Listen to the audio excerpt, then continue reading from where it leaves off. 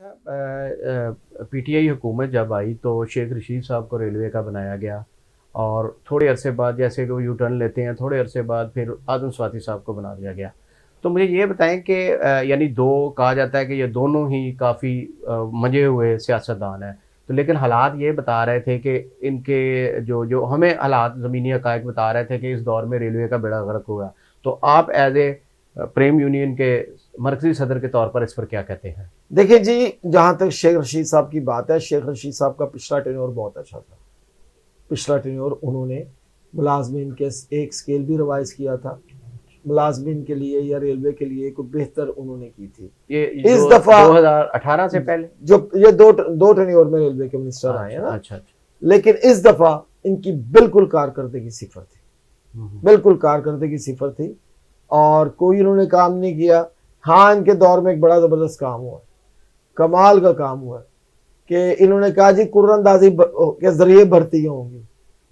और कितने खुश नसीब वहां पर एक घर है जिसके 6 बच्चे ही उनका नाम कुर्रंदाजी में आ गया। नहीं, कुर्रंदाजी के जरिए कैसे? यानी आम एक बंदा भर्ती के लिए आएगा या अंदर से ही? नहीं, वो दरखास्तें ले ली। अच्छा, बाकी जो चाहे दिल चाहे, मैंने बताया तो आपको। ये मजाक कभी सुना कि एक घर की 6 पर्चियां निकले, वो पर्चियों के बोल रही थी कि हम इसी घर से हैं। आप समझदार हैं, बिल्कुल मायूस किया उन्होंने। और आजम स्वाति साहब का दौर, इन्होंने ना अफसरान की इज्जत की ना मुलाजमीन की इज्जत की, और बिल्कुल उन्होंने अपने आप को ततारी साबित किया कि मैं गर्दनें उतार दूंगा, सिर्फ इस काम के लिए आए थे। नहीं तो क्या इनके दौर में बजट नहीं था रेलवे के पास? सर जी, बात यह है कि सलाहियत नहीं थी इनके पास, सलाहियत नहीं थी।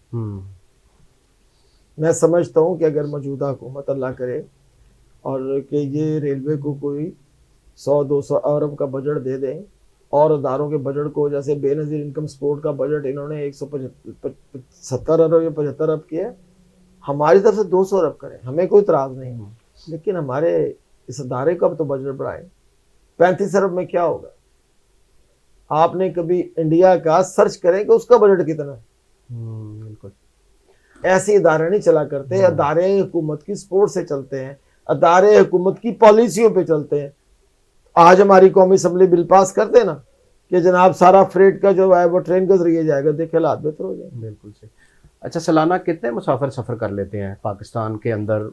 तकरीबन 6.5 करोड़ के करीब सालाना मुसाफिर इस टाइम हम रेलवे को उठा रहे हैं पाकिस्तान की कौम के, 6.5 करोड़ पे करीब। अच्छा, तो जो उसका रेवेन्यू जनरेट होता है वो कहाँ जाता है? देखिए, जो उसका रेवेन्यू जनरेट होता है वो रेलवे में ही रहता है, लेकिन वो बहुत नाकाफ़ी होता है। अब देखें कि हम आम आदमी को हमारी मेन लाइफ नज़र आ रही होती है, लेकिन हम ब्रांच लाइनें भी चला रहे होते हैं।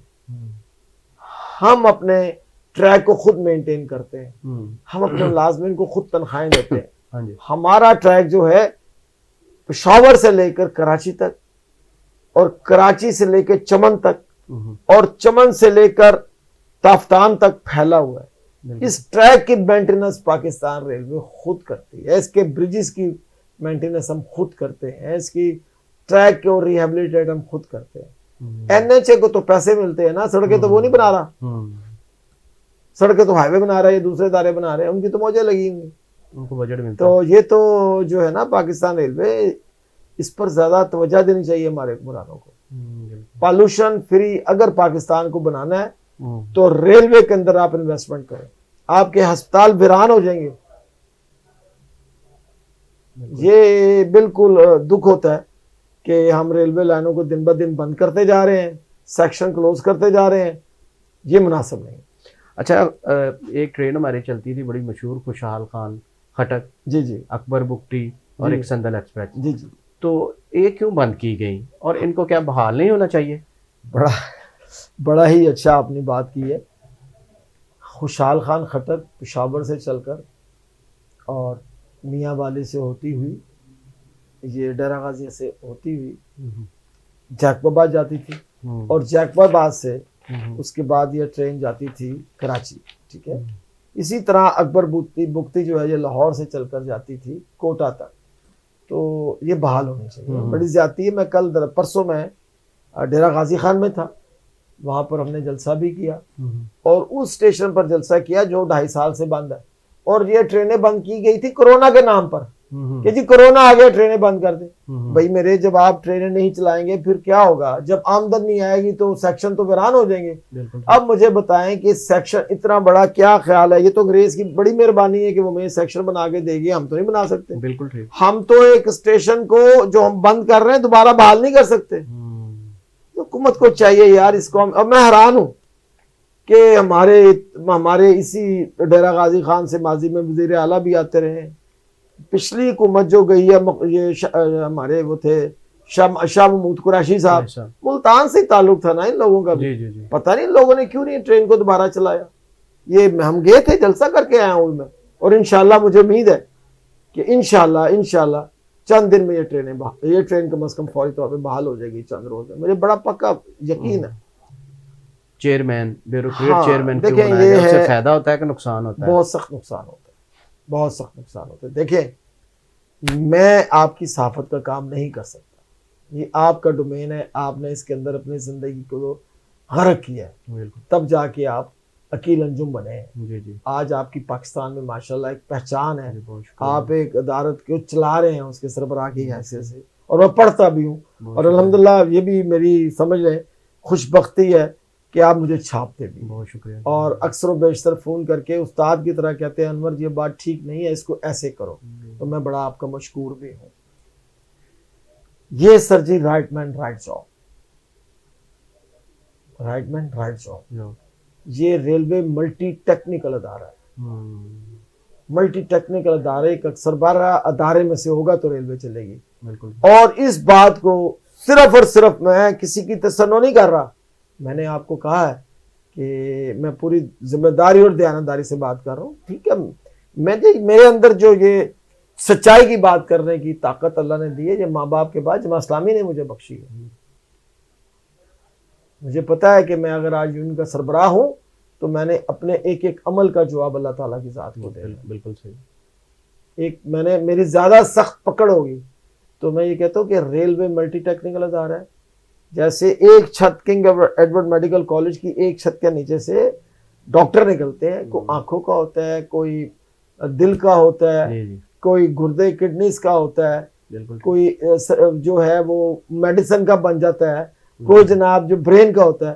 اب آپ کہیں جی برین کا ڈاکٹر ہی ہے نا جی، وہ اس سے بھی تو وہیں سے پڑھا ہے، وہ دل کا آپریشن کر دے گا، تو ممکن ہے؟ تو اس طرح ڈی ایم جی والے بہت قابل افسر ہوں گے، ان کو ریلوے میں نہیں آنے دینا چاہیے. اور میں کہوں گا خواجہ سعد رفیق صاحب سے اپیل کروں گا کہ خدا را آپ پہلے دور میں آئے تو آپ نے پہلے دور میں عارف عظیم صاحب کو ریلوے سے فارغ کر کے یہاں پر ریلوے سے چیئرمین کو لے کر آئے. اب پھر آپ کو موقع ملا ہے تو آپ نے جو چیئرمین ریٹائر ہو رہے تھے بڑی عزت سے ان کو فارغ کیا اور پھر یہاں پر ریلوے میں سے چیئرمین کو لے کر آئے. ہمیں بڑی امید ہے اپنے موجودہ جی ایم فرخ تیمور غلزئی صاحب اور ہمارے جو چیئرمین صاحب ہیں، اپرائٹ آدمی ہیں، بڑے اچھے آدمی ہیں، مزدوروں سے محبت رکھتے ہیں. آتے ساتھ ہی انہوں نے کچھ دو چار ایسے ہمارے مزدوروں کے کہنے کے اوپر فیصلے کیے ہیں جس سے ریل کا مزدور خوش ہوا ہے. مثلا انہوں نے جتنے ہمارے پٹرولر تھے 861 جو نکلے ہوئے تھے جن کے اوپر آپ نے بہت مضامین بھی لکھے، وہ ماشاءاللہ انہوں نے بڑے اچھا کام کیا. تو خواجہ صاحب کو چاہیے کہ قومی اسمبلی میں سے بل پاس کرا دیں. ان کی مہربانی ہوگی، ریلوے کے اوپر آسان ہوگا کہ ریلوے کے اندر سے ہی چیئرمین آنا چاہیے، ڈی ایم جی سے چیئرمین نہیں آنا چاہیے. اس کے اوپر قانون سازی کر لیں تاکہ یہ جو ایک مستقل ریلوے پہ خطرہ ٹلا وہ رہتا ہے نا، وہ ختم ہو جائے. اچھا وہی جو ابھی آپ بات کر رہے تھے ریلوے پروڈر کی بحالی کا، تو اس کا پچھلے دنوں بہت زیادہ شور تھا. ہم نے اس میں مضامین بھی لگائے، سب کچھ بھی کیا، اور میں نے اس کا نوٹیفیکیشن بھی حاصل کیا. یہ میں آپ کو دکھاتا ہوں جی، یہ نوٹیفیکیشن ہے جی جو میں نے حاصل کیا ہے، لیکن میری اطلاعات کے مطابق ابھی اس پر کچھ نہیں ہوا. تو اس پہ آپ کیا کہتے ہیں؟ کیونکہ آپ کی یہ بحالی کا تھا، آپ نے بڑی اس پہ کوشش کی، لیکن ہمیں ابھی تک کوئی اطلاع اس کے بعد نہیں آئی کہ وہ بحال ہو کے اپنی سیٹوں پہ آ چکے ہیں یا نہیں آئے، کیونکہ اس پہ آپ نے بڑی محنت کی تھی آپ کی یونین نے. نہیں، اس کے اندر سچی بات ہے، یہ اللہ تعالیٰ کی ذات ہی انسانوں سے کام لیتی ہے. اس کا سارا سیرا میں سمجھتا ہوں ہمارے چیئرمین صاحب، ہمارے جنرل مینیجر صاحب اور ہمارے وفاقی وزیر خواجہ سعد رفیق صاحب کے سر ہے. 861 وہ آدمی جن کو اعظم سواتی صاحب نے نوکری سے نکالا تھا. یہ 861 افراد نہیں تھے مجھے اندازہ تھا کہ آپ نے یہ بات لازمی کرنی ہے. یہ جناب 861 خاندان تھے جن کو انہوں نے نوکریوں سے نکالا, اور یہ ان کو 25/11/2021 کو ایک سمپل نوٹیفیکیشن کے ذریعے نکال دیا گیا ٹھیک ہو گیا کہ جی ہم نے نو مور ریکوائر. میں ان کے پاس گیا, میں نے کہا جی آپ کیا کر رہے ہیں, ظلم میں افسروں کو جا کے ملا. انہوں نے کہا جی بس جی وہ ہم کیا کر سکتے ہیں. میں نے کہا جی نہ کریں, ظلم ہوگا, گاڑیاں حادثات ہوں گے, لیکن نہیں مانی گئی انہوں نے. میں نے اس کے اوپر آپ کی بڑی مہربانی ہے, آپ نے ہمیں بڑا چھاپا. میں نے بڑا پورے ملک کے اندر جلسے جلوس اور جتنی آواز بلند کر سکتا تھا. ظاہر ایک لیبر لیڈر کی آواز اسی طرح ہی ہے جس طرح کوئی صحرا میں چیخیں مار لے, بڑی چیخیں ماری. اللہ کا یہ شکر ہے, یہ اللہ کا احسان ہے کہ میں 2007 سے 2019 تک ریگولر عمرے پر گیا, اور اس سال اسی پریشانی میں عمرے پر نہیں جا سکتا. لیکن میں یہ سمجھتا ہوں کہ میں نے عمرے پر نہیں گیا, یہ بڑا یہ میں نے اتنے لوگوں کے روزگار کی بحالی کا سبب بنا. جن جن افسران نے اور خواجہ صاحب نے جو ہماری مدد کی ہے, اللہ تعالیٰ ان کی نسلوں میں خیر ڈال دے. اور جتنی ہم نے کوشش کی ہے, اللہ تعالیٰ اس کے صدقے ہمارے والدین کی مغفرت فرمائے. یہ جناب وہاں پر دیکھیں 10 نومبر 2014 کو میں نے ان کو بتایا, جب خواجہ صاحب بھی وزیر تھے, کہ کیا محمد حسین الشاری اور محمد سفیل گینگ مین یہ شہید نہیں ہوئے, ان کے چہرے میں برس نہیں مارے دہشت گردوں نے, آپ ان کو نوکری سے نکالتے ہیں. تو اس وقت کے چیف انجینئر نے مجھے کہا شیخ صاحب اب تو بڑا امن ہے, اب تو بم دھماکے نہیں ہو رہے ہیں, کیا ضرورت ہے.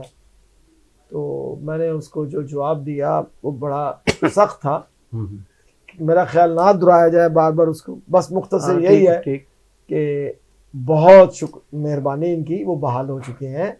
سکھر میں 100% لوگوں نے ڈیوٹیاں لے لی ہیں, ملتان میں 100% لوگوں نے ڈیوٹیاں لے لی ہیں. آج صبح میں ڈی ایس لاہور حنیف گل صاحب سے ملا ہوں. انشاءاللہ آپ کے انٹرویو ریلیز ہونے سے پہلے یہ لاہور ڈویژن کے بھی تمام اہلکار اپنی ڈیوٹیوں پر آ جائیں. ٹھیک ہے, بہت شکریہ جی آپ کا, آپ کی مہربانی جی. آپ ہمارے مزدوروں کے دفتر میں تشریف لائیں, کوئی غلط بات لگی ہو تو میں بہت شکریہ. انسپائرنگ شخصیات کے انٹرویوز اور اچھی ویڈیوز دیکھنے کے لیے میرے چینل کو سبسکرائب, لائک اینڈ کمنٹس کریں. بہت شکریہ.